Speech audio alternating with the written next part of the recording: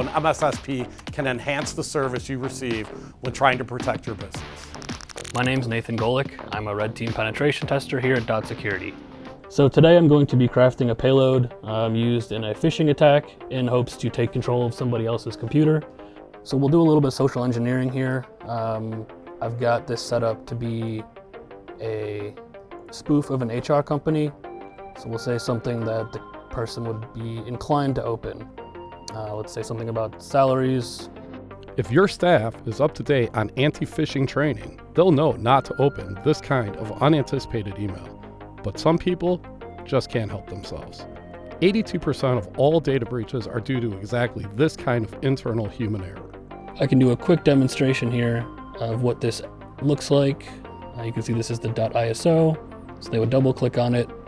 It opens up like a normal folder, and then if we double click this, it doesn't look like anything has happened on the user's end, but if we go back to our command and control server, we can see that we now have control of this victim machine. So once this payload is used in an actual phishing attack, then we would have control over that machine of one of the employees that we're targeting, or whoever our target may be. These kinds of exploits are evolving all the time. Even if this specific method of attack has been discovered and patched by the time you're watching this video, hackers are getting more complex and nuanced all the time in their work, and their exploits are more and more well hidden. That means, even with the best, most up-to-date anti-phishing training available, it's still easy for your employees to fall victim to these kinds of attacks. Now we're going to take a look at SentinelOne as a program and how it works, so you can see the difference between getting it out of the box and how having it managed by us is more likely to stop this type of exploit. I'm Cody Balsamo, a cybersecurity analyst at Security. I use SentinelOne all the time in my work. It's one of the most advanced pieces of software out there because it uses AI to detect and remediate attacks. If you look at each piece of malware SentinelOne has caught here, you'll see that they each have a unique ID, like a fingerprint. Historically, that's what legacy programs use to catch and quarantine malware. It works just fine for attacks we already know about and have updated patches for. The problem is that hackers can take the same program, change a small element of it, and then traditional antivirus that doesn't use AI wouldn't be able to identify it. That's what makes SentinelOne so incredible. It finds malware based on activity and ID codes. However, that's also what makes SentinelOne a program that requires monitoring and oversight. As it looks for activity, sometimes it catches programs that are actually totally benign or even necessary for standard business operations.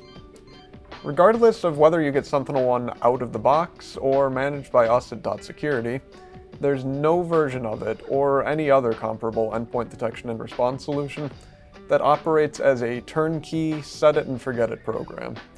As you start using SentinelOne, you'll get alerts about user behavior in your network. It's up to whoever's monitoring the program to mark that activity as either normal or suspicious. But if you just give it to your in-house IT team to monitor, they'll be overwhelmed with the sheer number of things that the program will flag. That gives businesses that choose to get SentinelOne out of the box a choice. Option 1, they can tell their IT team to just do their best, but with minimal time to review alerts around their other tasks and minimal training to spot malicious activity, they won't always be able to tell what's actually suspicious and what's not. And they'll be pressured to make snap judgments about behavior that requires real examination. Option number 2, they can configure their settings to send through fewer alerts. This allows the IT team to stay more on top of SentinelOne alerts, but also increases the likelihood that the program would miss real threats. Option number 3 is to hire cybersecurity professionals, which is not only expensive, but also not as effective as working with Security, as your in-house specialists wouldn't have a full team to support their work.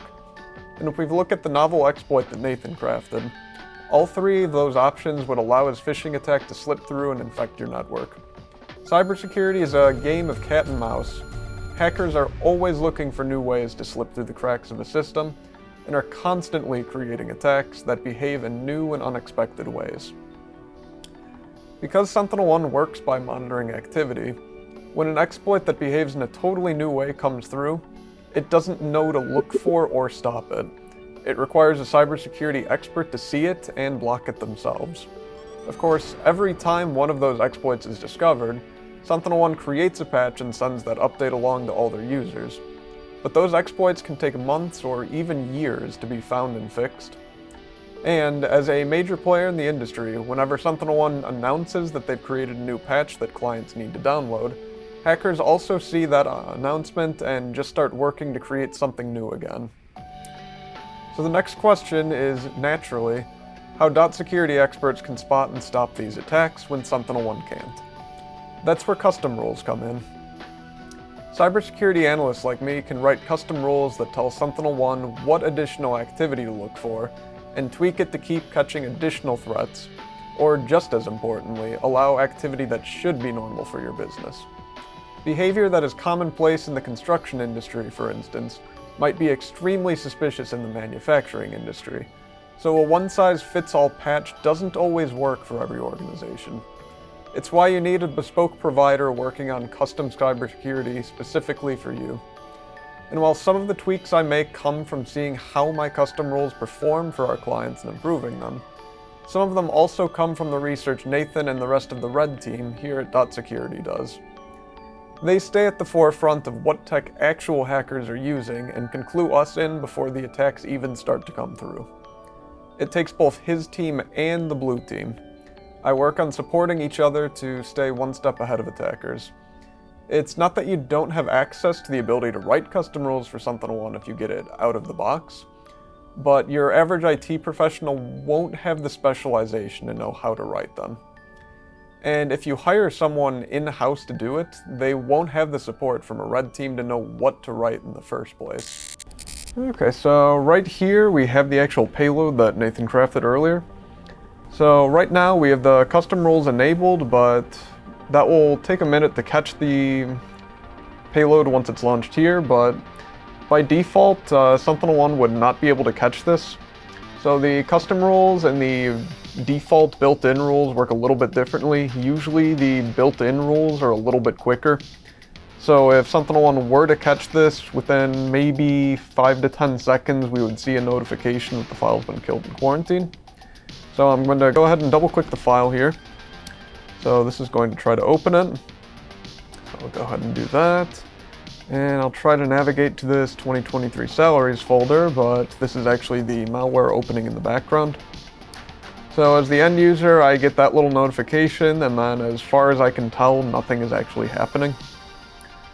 I can also see there was no prompt from SentinelOne saying, oh, whatever, this user had a malware detection. I could jump in here. Yeah, there's no detections on my device that actually have that payload in it because the default engine didn't catch it.